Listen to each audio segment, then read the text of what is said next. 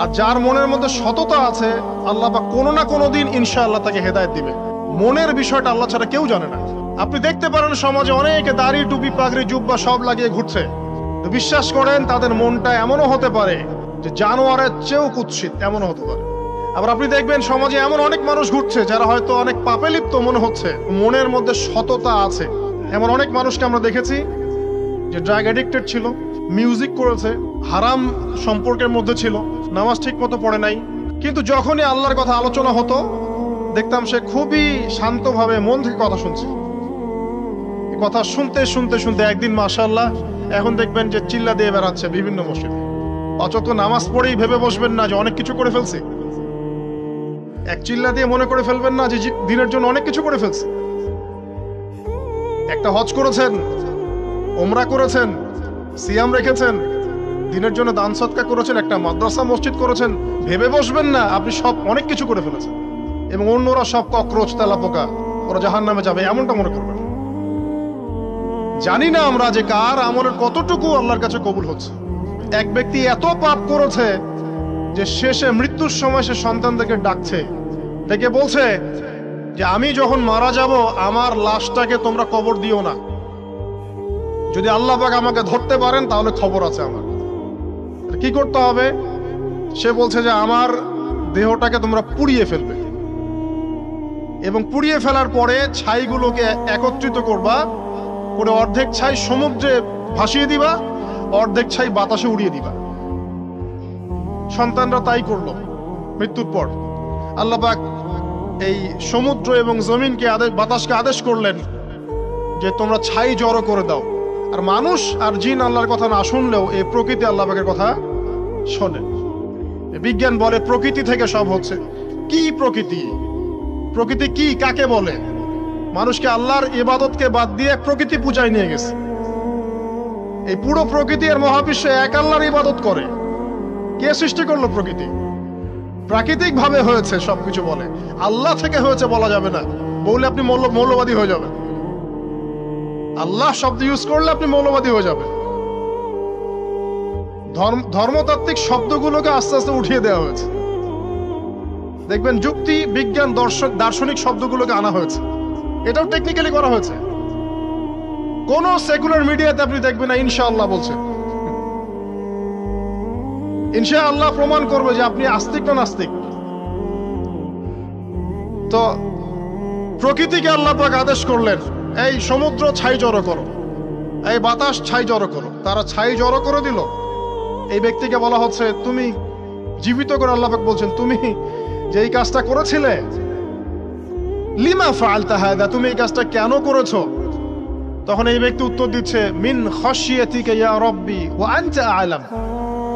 হে আল্লাহ, আমি আমার বুঝে যা এসেছে আপনার ভয়েই আমি এই কাজটা করেছি, আর আপনি খুব ভালো করেই জানেন যে আমি আপনার ভয়ে করেছি নাকি অন্য কোনো কারণে করেছি। মানে আপনি আমার মনের কথা জানেন। আল্লাহ পাক তাকে মাফ করে দিলেন। আপনাদেরকে আমি সেই ব্যভিচারী মহিলার কথাও মনে করাই। ওই মহিলা, যে ব্যক্তি একজন যৌনকর্মী ছিল বা যেটা আমরা বলি ব্যভিচারিণী মহিলা ছিল, একটা কুকুরকে দেখেছে সে পানি পান করার জন্য তৃষ্ণার্ত, সে এটাতে মায়া করে দয়া করে তার মোজাটাকে নামিয়ে এই কূপ থেকে পানি উঠিয়ে কুকুরকে পান করিয়েছে। এই একটা কাজের বদৌলতে আল্লাহ রাব্বুল আলামিন এই ব্যভিচারী মহিলাকে মাফ করে জান্নাত দিয়ে দিয়েছে। হাদিসে এটাও এসেছে, নবী সাল্লাল্লাহু আলাইহি ওয়াসাল্লাম বলেছেন ইরহামু মান ফিল আরদ, তোমরা সবাই জমিনবাসীর প্রতি রহম করো। জমিনে মুসলিমই থাকতে হবে, তাদের প্রতি রহম করতে হবে এমন নয়, জমিনবাসী যারাই আছে সবার প্রতি রহম করো, জাতি ধর্ম বর্ণ নির্বিশেষে। এমনকি পশু পাখির প্রতিও দয়া করো। ইরহামু মান ফিল আরদ, জমিনে যারা আছে সবার প্রতি রহম করো। ইয়ারহামুকুম মান ফিস সামা, যিনি আসমানে আছেন তিনি তোমাদের প্রতি রহম করবে ইনশাআল্লাহ। ইসলাম এই কথাগুলো বলেছে 1400 বছর আগে। আজকের এই বিশ্বের সো-কল্ড এই মডার্ন বিশ্বে যেখানে মানুষের রক্তের কোনো দাম নাই, সেখানে ইসলাম পশু পাখির অধিকার নিয়ে কথা বলেছে 1400 বছর আগে।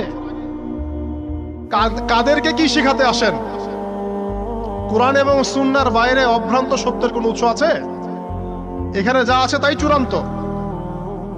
মানতে চাইলে মানেন, না মানতে চাইলে জাহান্নামে যান, কেউ তো বাধ্য করছে না। লাকুম দীনুকুম ওয়ালিয়া দিন।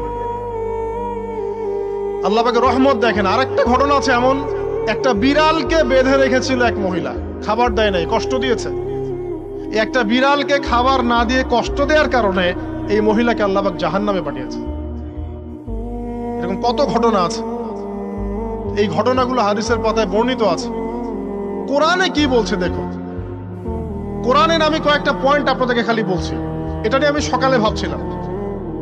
আল্লাহ পাক আদম আলাইহিস সালামকে সৃষ্টি করেছেন আমরা সবাই জানি, কিন্তু আল্লাহ পাক সূরা সদের মধ্যে বলছেন ইবলিসকে, হে ইবলিস তোমাকে কিসে বারণ করলো আদমকে সেজদা করতে, যে আদমকে আমি নিজের হাত দিয়ে সৃষ্টি করেছি।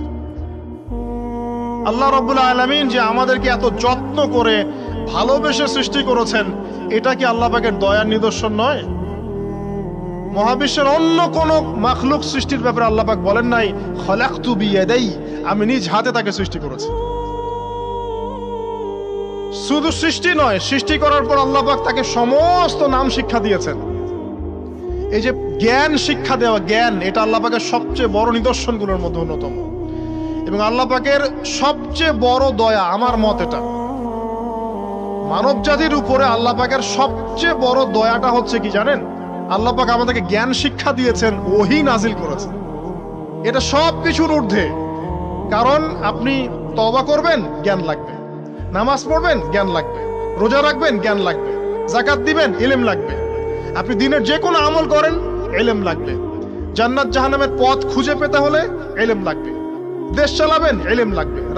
অর্থনীতি চালাবেন, ইলম লাগবে। ইলম ছাড়া কিছু নাই, ইলমের উপরে কিচ্ছু নাই। এই ইলমটা আল্লাহ পাক কাকে শিক্ষা দিয়েছেন? আদম আলাইহিস সালামকে।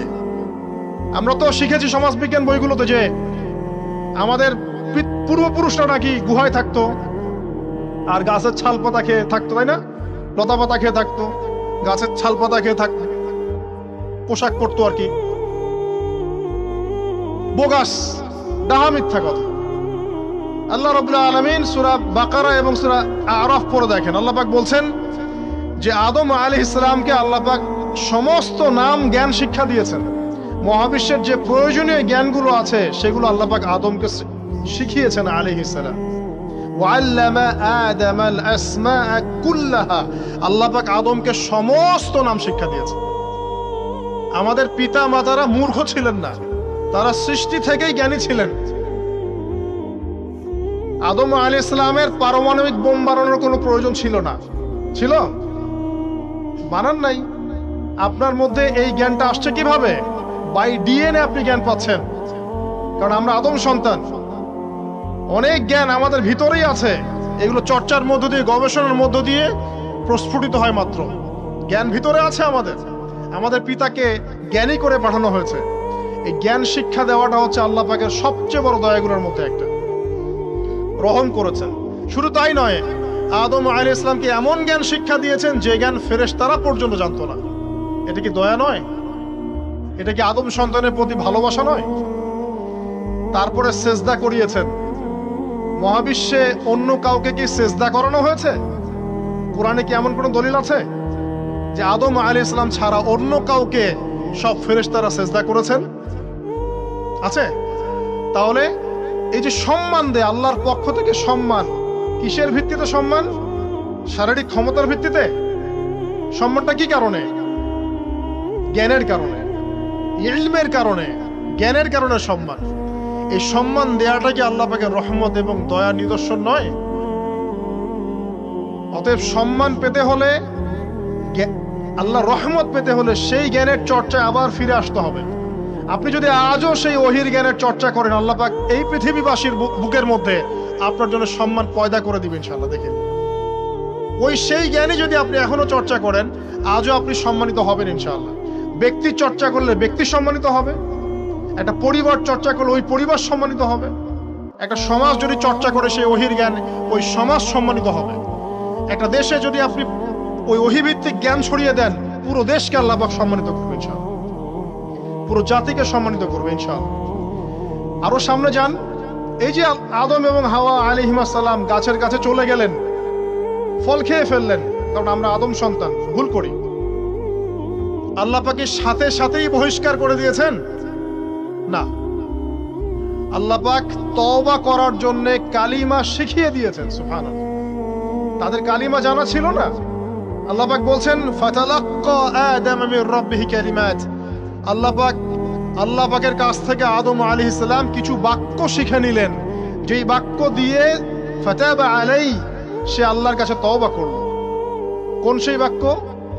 সূরা আরাফে আছে, রব্বানা যালামনা আনফুসানা ওয়া ইল্লাম তাগফির লানা ওয়া তারহামনা লানাকুনান্না মিনাল খাসিরিন। এই দোয়া কে শিখিয়ে দিয়েছে? আল্লাহ। এই তওবার বাক্য যে শিখিয়ে দেয়, এটা কি দয়ার পরিচয় নয়? আমরা আল্লাহর কাছে ফিরে যাব, তওবা করব, ইস্তেগফার করব, এই জ্ঞানটা শিখিয়ে দেয়া কি আল্লাহ পাকের দয়ার পরিচয় নয়? তাহলে আমরা কিভাবে ক্ষমা চাইতাম? কিভাবে ক্ষমা চাইলে আল্লাহ পাক সমস্ত গুনাহ মাফ করবেন, এই পদ্ধতিগুলো বলে দেয়া কি আল্লাহ পাকের দয়ার পরিচয় নয়? তারপর সামনে যান, পৃথিবীতে নামিয়ে দিয়ে আল্লাহ পাক ক্ষান্ত হয়ে যাননি।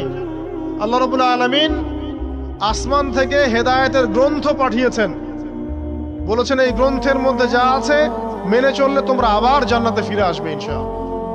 আল্লাহ পাক আদম এবং হাওয়া আলাইহিস সালাম এবং আদম সন্তান সবাইকেই সৃষ্টি করেছেন। উদ্দেশ্য হচ্ছে আল্লাহ পাক আমাদেরকে জান্নাত দিতে চান। আল্লাহ পাক চান যে আমরা যেন জান্নাতে যাই। যদি আমরা জান্নাতে যেতে না পারি পরকালে, একটা কারণে যেতে পারবো না, অনলি একটা কারণ, সেটা হলো আমাদের নিজের দোষে। একটা কারণ। যারা জাহান্নামে যাবে মানুষ এবং জিনদের মধ্যে, নিঃসন্দেহে মহাবিশ্বে তারা ছাড়া জাহান্নামে যাওয়ার উপযুক্ত কেউ ছিল না। ও জাহান্নামে যাওয়ার উপযুক্ত ছিল বলেই আল্লাহ পাক তাকে জাহান্নামে পাঠাবেন।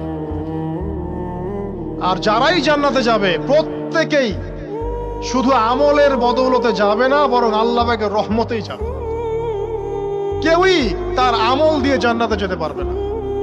নবী সাল্লাল্লাহু আলাইহি ওয়াসাল্লাম এমন ভাষ্য বলছেন, ইল্লা আনা, আমিও না,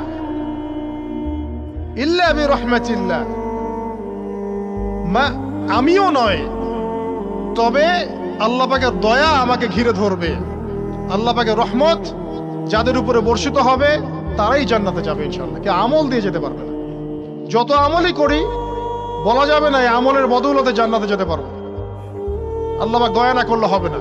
আল্লাহ পাক চান যে আদম সন্তান যেন জান্নাতেই যায়। এই কারণেই সৃষ্টি করা, এই কারণেই আপনার ওহীভিত্তিক গ্রন্থগুলো পাঠানো, এই কারণে নবী রাসূল পাঠানো, আলেম ওলামা সৃষ্টি করা, মানুষকে সতর্ক করা, হায়াত দেয়া, বারংবার জীবনে চলতে ফিরতে আপনাকে অ্যালার্ম করা হয়, আল্লাহর পথে ফিরে আসেন, আল্লাহর পথে ফিরে আসেন। অ্যালার্ম করা হয় না? বিপদ দিয়ে আপনাকে অ্যালার্ম করা হয় আল্লাহর পক্ষ থেকে। আপনি চলতে পথে হোঁচট খান, আল্লাহ আপনাকে অ্যালার্ম দেন, ফিরে আসো। চলছেন বিপথে, আল্লাহ পাক অ্যালার্ম দেন, ফিরে আসো। আল্লাহ পাকের পক্ষ থেকে কিন্তু এগুলো আসে।